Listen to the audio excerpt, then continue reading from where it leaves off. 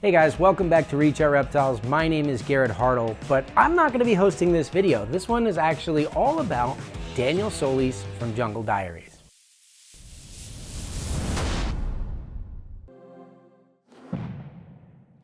Okay, what you're about to see is actually a stream that we did of a talk that Daniel presented when he came out here for Retic Fest in 2023. I just wanted to hop in here and give you guys a little bit of context for this so that you know what's going on. First of all, Daniel is one of the few people, maybe the only person I know, that has made multiple trips to the islands that a lot of the super dwarf reticulated pythons come from.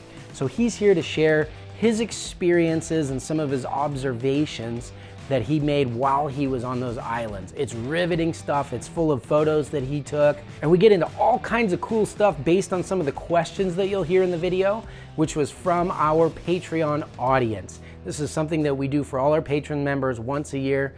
If you guys aren't on our Patreon group, you're definitely missing out on some awesome education, so you might want to check that out. Now, it's a longer video, so you're going to want to buckle up, but probably one of my favorite things about it is that this kind of conversation feels a whole lot more like the discovery, the research and development phase of reptile keeping that I remember from getting into new species or varieties of reptiles that haven't really previously been kept before.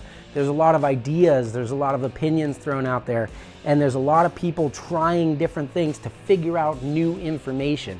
The reason I think this is so rare is mostly because people in this day and age are afraid to say 3 words. No, not those 3 words. It's I don't know. See, a lot of us have had information spoon-fed to us, and we just learn to repeat that all the time, and we take it for granted. What we're about to see from Daniel is actually his opinions, his observations. Some of these, time will tell, may develop into new and exciting discoveries for the future, and some of them might not end up being exactly what he thought they were. Nevertheless, this is on the forefront of a wealth of information regarding these animals, and so we were very honored to have him come out and speak for Retic Fest 2023. Here we go. Yeah, first of all, I'd like to thank you guys for having me over. It gives me the platform to share a little bit of what I experienced. My name is Daniel from Jungle Diaries. A lot of what I do is wildlife photography and leading tours different parts of the world. I'm also a keeper, a lot of different species of snakes, but I prefer what we call super dwarfs. And I've been keeping super dwarfs for close to 13 years now. That passion that grew led me to multiple adventures. It led me to actually visit the islands in the wild, visit the populations of these snakes in the wild. We're in the industry, we're always trying to improve and advance our knowledge on animals. And that's exactly what I felt. I knew that I needed to be there. Now the travel has taken more of my time and I don't keep as much. But having this opportunity now to share what I found, I think is very important. And I have to thank Garrett for reaching out and giving me this opportunity. There are certain islands that are geographically remote and had either strong sea currents that isolate them for years. And what we found out now, there's more subspecies, and I think it's very important to understand that because I only got to 4 islands, but in that area, there's about 20 more islands that need to be researched. And if you go north of Sulawesi to the right east, there's another 20 islands that could potentially have other subspecies of this of reticulated python. So I say that because there's a lot to be discovered, and hopefully talks like this can inspire people to one day, explore. That being it's where I went, and it's 3 islands south of Sulawesi. Since it's not a route for tourism, getting there, it's very difficult. I actually had to hire a commercial boat that's not allowed to have people on board to take me there. And I had to pay extra money because of that. It is illegal for commercial boats to bring regular people on board. They snuck me into the engine compartment. That's how I was able to go there. But to put the trip in perspective, I flew 24 hours from LA to Jakarta. There was a layover in the Philippines. And this was the first time I went there because I went twice. From Jakarta, Java, I flew to southern Sulawesi. From Sulawesi, I flew to Selayar. Just in flight time, I did 35 hours just to get to Selayar. From Selayar, I hired a cargo boat to take me to Kalatoa, and that lasted 20 hours. So just getting there, it's quite difficult. And hopefully this can put everything in perspective and make us keepers appreciate these animals a little bit more. Some of these populations, it seems they're not vast and they're limited in numbers. So having them here in the States, it's as rare, some of these other animals that only zoos can get. We're lucky enough to have them and actually able to keep them in captivity. So I think it's very important to understand that it's very hard to go there and at the same time extract animals from there. So if you click on the next slide, we go in depth into the areas that I went to.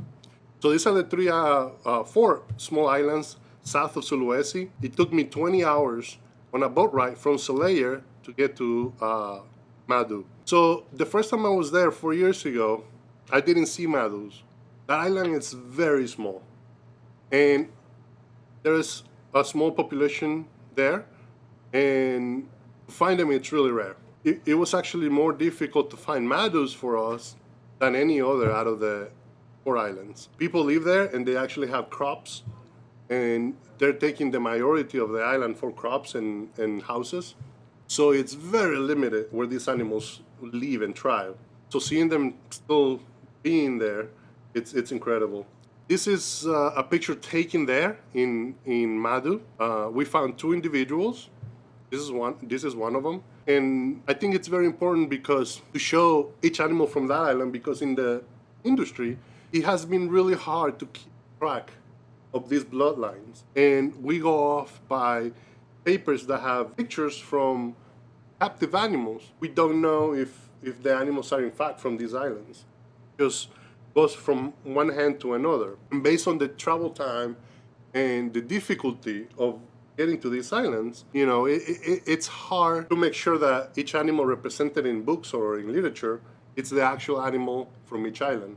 I'm not a scientist, but I think as a wildlife photographer, I did my part as much as I can to at least have photos from these animals from each of the islands. By defining a route to get to these places, maybe in the future, this can ease the travel time for scientists that can do a little more work on these animals. I believe there are subspecies, but so far it still hasn't been ID correctly, the science world. They were grouped together with the Malayo pythons jampianus, but I think they need further description. So this was our first stop. We found that animal on Madu. It was actually basking out around 10 in the morning, but it wasn't basking on the direct sunlight. It was basking under some leaves. So I found that very interesting because nowadays there's a push for more naturalistic setups in captivity, offering UV and the ability to bask. It's so important. I think the way the industry is seeing animals in captivity now will change how we keep them in the future. These animals were basking. The temperature outside the basking area was a little hotter. It was actually in the 90s, while where it was basking, it was actually 87 or so under some leaves. This is the only time that I've seen them outside the cave system. Again, it's something interesting to point out. I believe there's a time for them to bask, a time for them to hunt and digest their meals. So these definitely open up my eyes because these animals are definitely enjoying basking opportunities. And to me, that's natural behavior. If you move on to the next slide, that's probably one of the most common localities that we keep from these 4 islands, Kalatoas. This island, it's incredible. There is a small creek that runs through the middle, and I think that creek has enabled the population from this island to be more abundant. In one night, I found 8 individuals, and out of my 2 times that I've been in the island, overall, probably roughly about 20 to 25 individuals. Kalatoa, the island itself, it's interesting because there is 3 or 4 villages but they all speak different dialects. Some are descendants from the Bayou or Bajau, and they didn't really have land before. They are nomads from different parts of Indonesia that live on the water. Some are actually descendant from Buton or the Malukus. So it's an interesting island because that small island, one of the most remote islands in Indonesia, has multiple villages that have different cultures. So my friends that I stay with, they're actually descended from the Bajau or Baju people, and they're fishermen. So when I came into the island, they actually took me in. It's an interesting thing to say that I'm here looking for snakes. The first time I came in, I spent roughly about a week without finding one. I was looking out in the trees, and we didn't see any. One of the last nights, a local came and told me that he's seen him near a cave system. We went to the cave system. Sure enough, that night, we found 8, all in the same cave system. So what they do is, at 7 p.m., there's a colony of bats that lives in this cave system that comes out. There's 2 types that I saw, insectivore and a fruit-eating bat, or flying foxes. At 7 p.m., they come out, the snakes come out and perch near the entrance of the cave and wait for flying bats to go by, catch me there. Such an incredible observation, because to this point, we weren't sure what they were eating. We figured birds, quails, but for the most part, their diet consists in bats, at least when they're adults or, bigger than hatchlings, juveniles. So every night after that, even the second time I went, we found them in the cave system. Another interesting observation that hadn't been recorded, at least from these islands to this point. Now if we move to the third slide. So here's something interesting on this specimen. I think in captivity, we've been putting together these 2 islands as the same, but they're not. This particular island only has 1 cave system and nothing else. It's really hot and it doesn't really have a lot of fresh water. So far, out of the 2 times that I visited, I only saw 2 individuals. This one and another one. I think in captivity, we have these 2 localities. The hunters, or the people who export them to the States, just call them Karompas without defining which of the 2. It's pronounced very similar, even for them, and sometimes they don't make a distinction. So my guess is, when they were exported, they were just Karompas. But chances are, we have animals from those 2 islands. On the map, it looks like these islands are almost connected, which they are, but there's a stretch of water about 2 miles wide, has a current in it. Not just that, but it's really deep. It doesn't seem like it from the images, but this water, it's probably about 10 meters. It's just really clear. So when we see it from a satellite image from Karompa to Karompa, it looks like there's a sandbar connecting them. There's not. It's underwater. I think that makes these 2 islands, populations, a different locality. But we didn't know that. We never had that for certain. And this last trip I did last year, I had enough time to go visit that last island, which is the next slide. And this is what the locals call Karompa, not Karompa. This island, it's uninhabited. There's no people living there. There's no shelter. There's no fresh water. And I didn't find any big cave system. However, we did find that individual. This is the 4th locality that we've been missing. To this point, we only saw there was 3, but I found the 4th one, and I found that individual in that island. So now the question is how to distinguish those 2 Karompa. I think it's going to be very difficult, but I have a feeling they're here in the States. The person that exports them traveled to both of the islands. So I know that he had animals from both islands, and when we had import available, those animals came in. But now we have a for sure record saying that, there is snakes on that island. I'm very happy to finally photograph it and bring it to light. And now we have a reference on what they can potentially look like.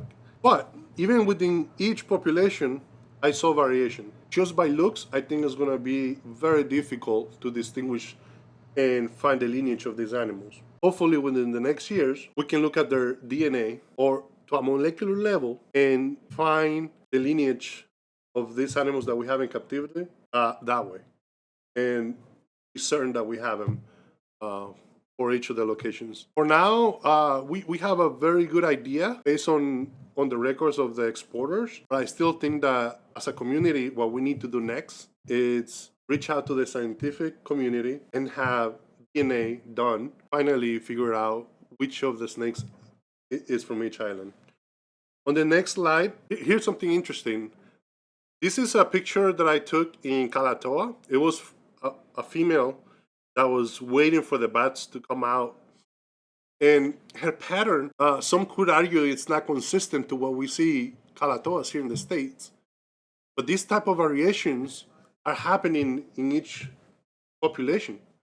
That's why I think it's going to be very difficult to use one picture as a reference. And I wanted to make that clear, that although my goal was to photograph each of the islands, each snake on each of the islands, it doesn't mean that that's the standard for what we have in captivity, because there is variations. And this is one of them. This female does not look like the photo I took from another individual. But on the other hand, it's awesome to see their behavior.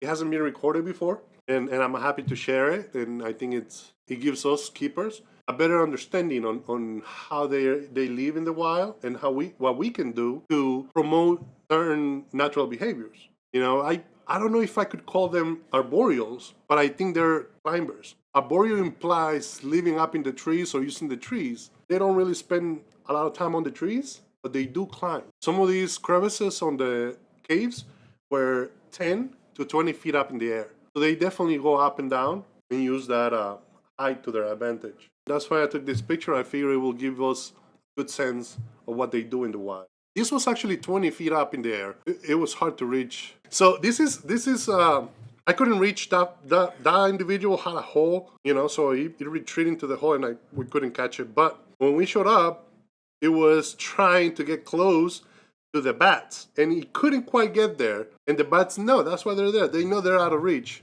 It was interesting to see the behavior in action. A lot of people didn't understand until that point what they were eating in the wild. I did see wild quails, but I never saw any predation. The only predation that I saw, the multiple times that I went to that cave and the other islands, was the snakes eating out of the caves.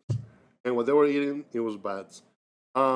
This is a type of flying fox. It's a fruit-eating bat. There's another one I wasn't able to photograph, but it had a larger ears and those are the insectivores.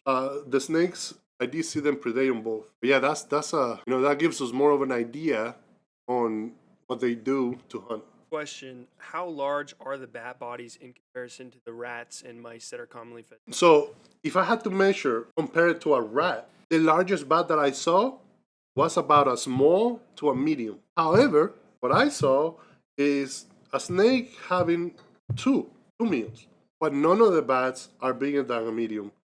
Medium would be a large female bat. Most of the bats were about a small to a medium size. But again, I did see a couple of snakes having doubles. So they will eat once, stay there, and eat again. Going back to some of the geography of the islands and talking about how there's that mysterious, uncertain connection between Karompa and Karompa, are the islands mostly composed of sand or coral, or what was your overall take on the composition of the islands? Okay, so yeah, it's dead coral. It's dead coral beds and reef that got pushed up. It's not sandy. It's coral. It's rocky. The whole island, all the islands. Over the years, you get organic matter that is composed and creates dirt. Under all the dirt, it's just all reef and coral. Around the islands, there is sand, but not on the islands itself. It's dead coral and organic material like leaves and other organic stuff that's composed and creates dirt. Yeah, the islands itself, it's coral. And as far as the different islands that you visited, did you see any distinct differences in the micro habitats or interesting differences between the islands or different areas on the islands that you saw? Yes, absolutely.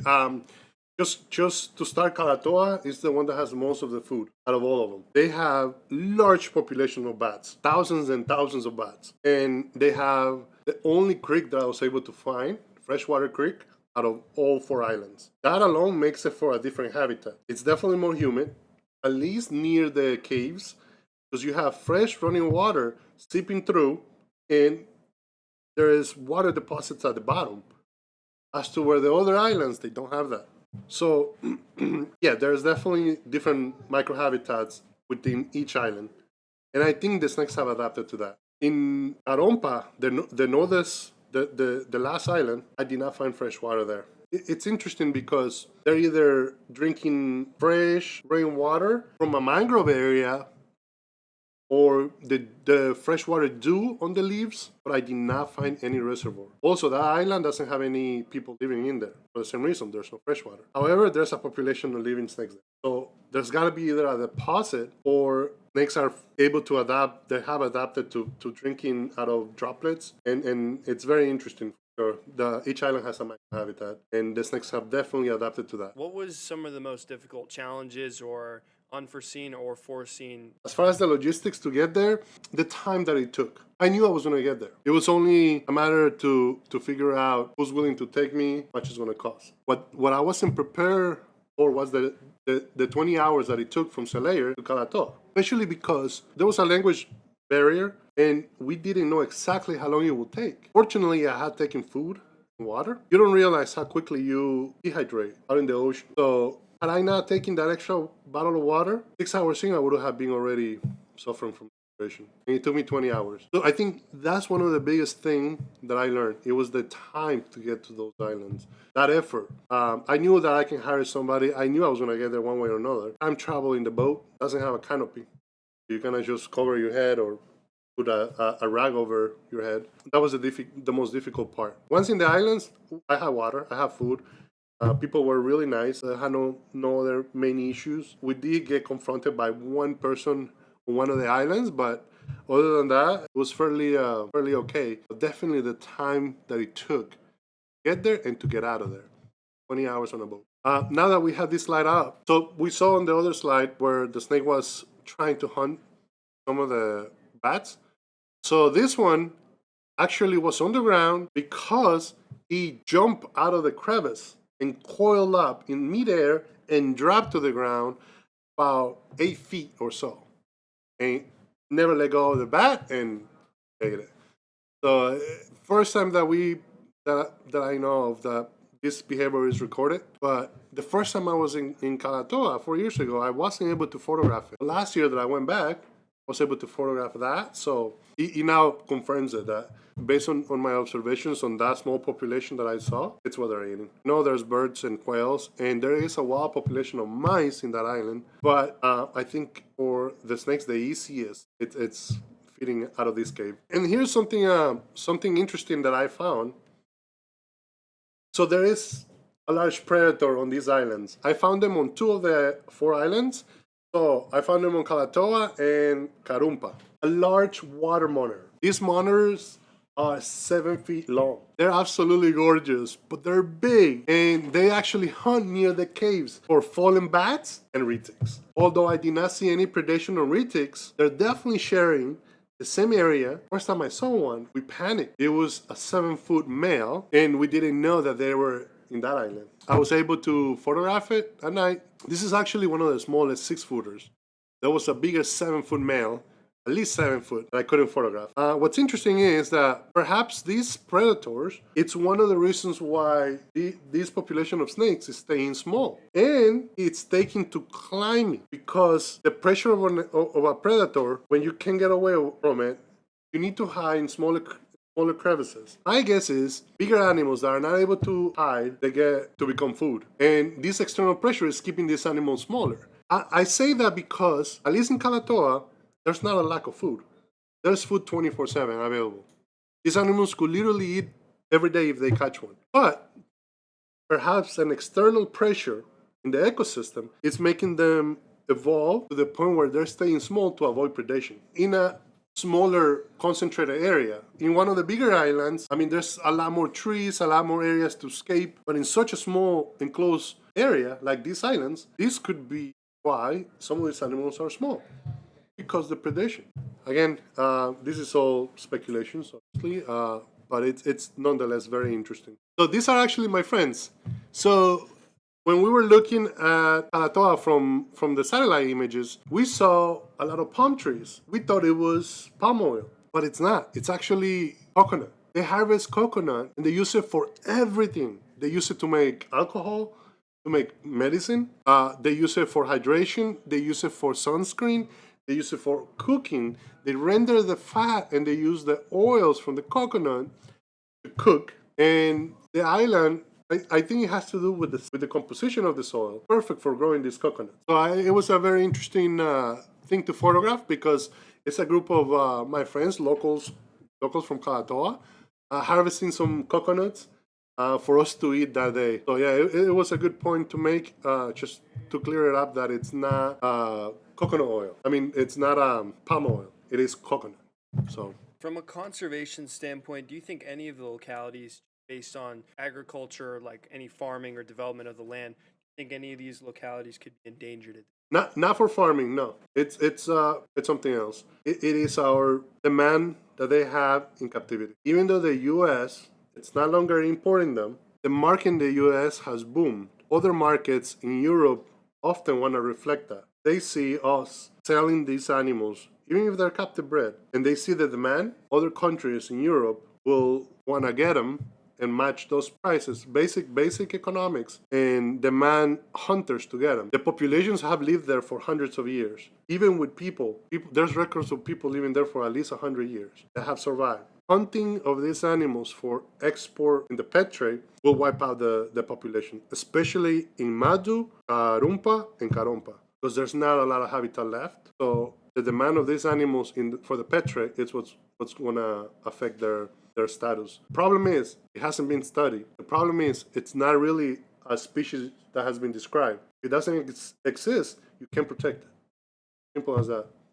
Nobody knows the numbers. My guess is there's only a handful in Karompa, and Madu. Only a handful. Out of twice that I visited the islands, I only found one individual those islands each. So I know those populations are hurting. It's obvious. This is observations. I don't have to do a count for days when I can see the limited cave system that they have, the limited land. I mean, these islands, one island, it's half a mile wide.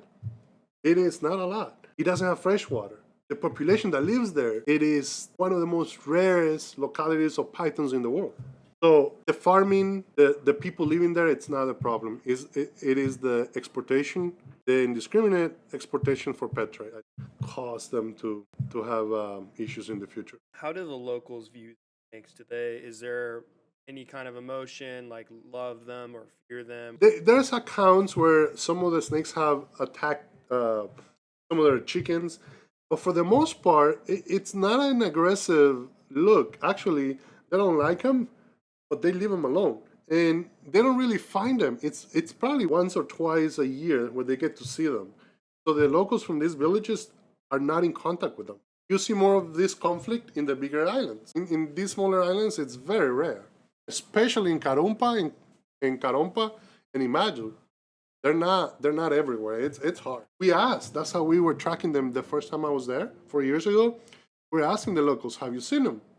Most of the time they say no. As a matter of fact, some of them, they didn't know that they had snakes. They lived there for years until we showed them, yeah, you have this. So at least on that end, they don't have any agenda to killing them. And it's good. You know, they just, for the most part, leave them alone. I'm going to click on the next one. Here's something very interesting. So in this cave system, this is in Kalatoa. So I saw two geckos on the wall. And I looked closer, and one of them appears to be anery. And the other one, it just has more orange and reds.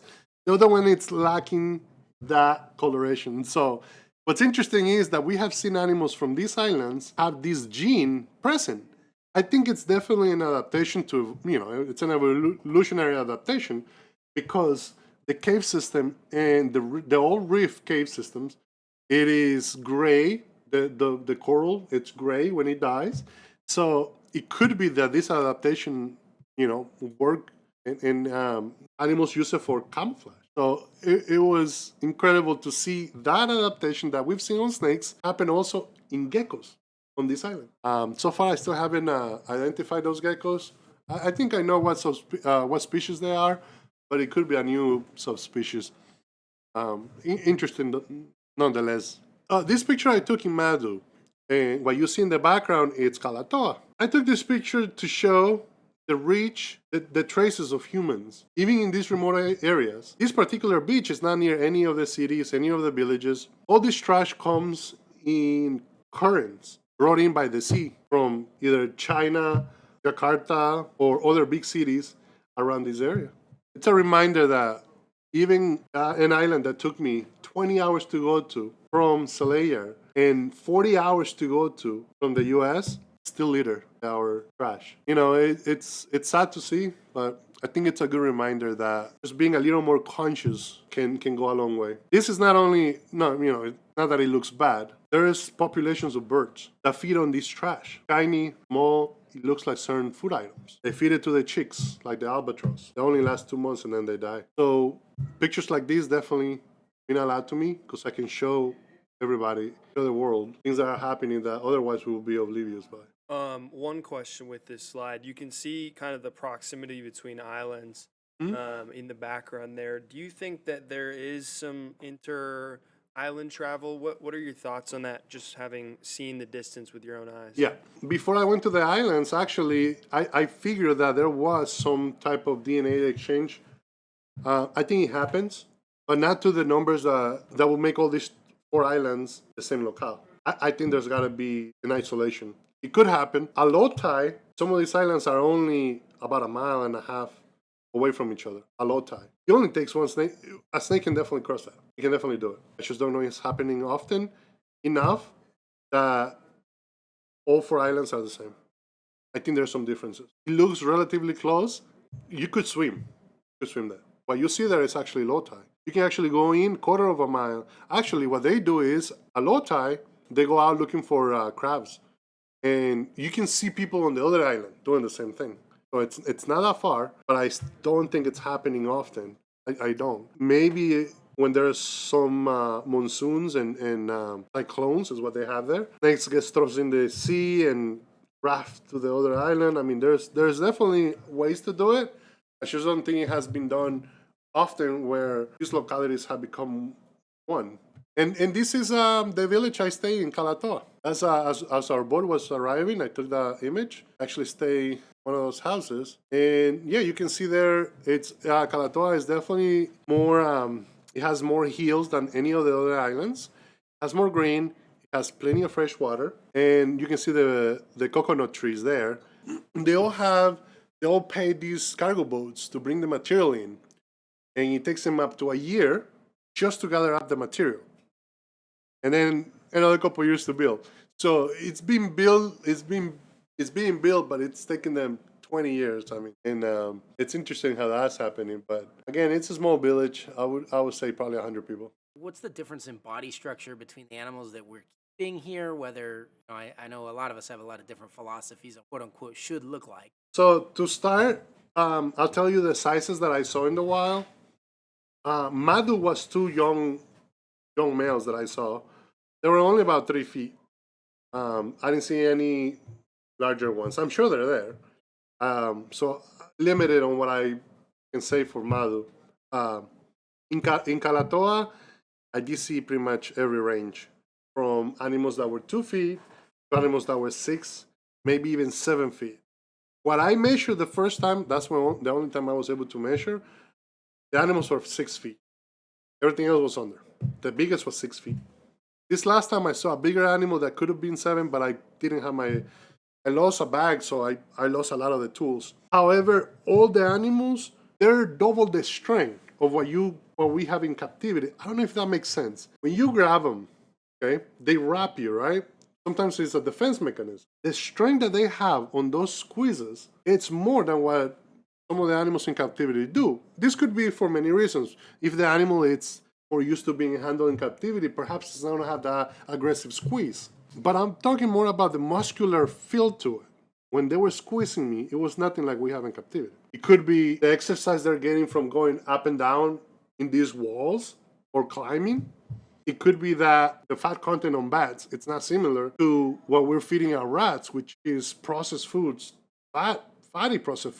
The rats consume that food, and guess who else consumes the food? The snakes. So I think those changes make for animals in captivity that are a little more fatty. On top of that, they exercise less. So when you feel these animals in the wild, they're not as round and they don't feel as full, and they're really strong. So I think it's all that combined. There's definitely a difference. The animals that I saw did not exceed, at least in Kalatoa, did not exceed 6 feet. I'm sure there is other animals that could. Out of the 24 that I saw, I didn't see one. One animal that could have been 7, couldn't measure it. But the biggest difference is these were lean animals that did not feel squishy and were relatively stronger compared to the size of what we have in the States. And again, I think it's due to feeding on animals that are not feeding processed foods like rats and mice. They're eating bats that eat insects and fruits. So the bats are not fat. Our rats are fat. We're feeding them. We're keeping them in closed areas. Feeding them processed food that have high fat content just for production. So I think somehow, somewhere, it's transferring to the animals. I don't know if it's just the amount of food either, because again, these snakes, I saw multiple eating twice, having actually one bath in the mouth and one wrap on the tail. So they have this food available. I just don't think it's as fatty as what we have in the States. In Karompa, I saw two individuals, one each time I went there. Again, they're super lean, but also they were the smallest.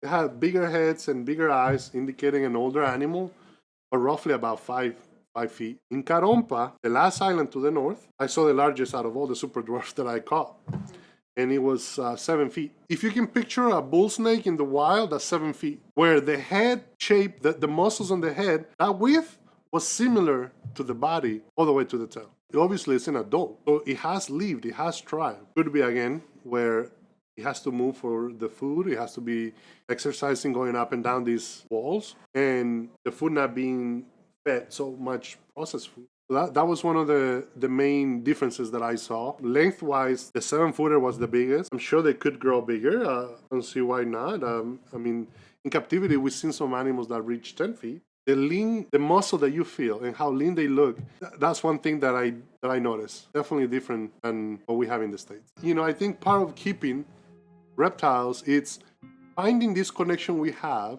to nature. It's part of our natural history. Humans have it. What I found is going to these expeditions and doing these tours gets me that feeling of being connected with nature. And this way we can keep learning on how to properly keep the animals and keep inspiring the new keepers, the new generation, the kids that will eventually take over what we've done so far. Feel free to reach out and maybe one day can come along and join us. Thank you. Daniel Solis, everybody. All right, if you made it to the end, be sure to like that video and let me know what you would have asked Daniel about his experience on the islands. Did he leave any of your questions unanswered? What do you guys want to know next? Do we need to have another adventure to these islands to try to figure out the next layer of information about what the natural history of these animals really contains? I want to know what you guys think. We've got Daniel and Jungle Diaries socials all linked up in the description below. And if you want to continue learning from this community, be sure to follow us in our Patreon community. That link is right in there as well. Thanks for watching to the end. We'll catch you next time.